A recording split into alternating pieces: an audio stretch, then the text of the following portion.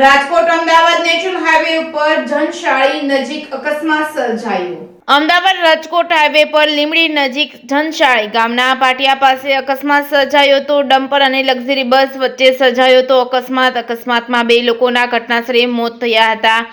20 થી વધુ લોકો ઘાયલ થયા હતા। તમામ ઘાયલ લોકોને સારવાર અર્થે 108 મારફતે તાત્કાલિક અસરથી નજીકની હોસ્પિટલ ખાતે ખસેડવામાં આવ્યા હતા। ખાનગી લક્ઝરી બસ જામનગરથી અમદાવાદ તરફ જતી હતી ત્યારે જનશાળી નજીક બંધ પડેલ ડમ્પર પાછળ ઘૂસી જતા અકસ્માત સર્જાયો હતો। ત્યારે અકસ્માતના પગલે હાઈવે પર ટ્રાફિક જામની સ્થિતિ સર્જાઈ હતી। અકસ્માતમાં બનાવની જાણ પોલીસને થતાં જ પોલીસ ઘટનાસ્થળે દોડી આવી હતી। ટ્રાફિક જામની સ્થિતિ સામાન્ય કરી હતી અને પોલીસે અકસ્માતનો ગુનો નોંધી વધુ તપાસ હાથ ધરી હતી।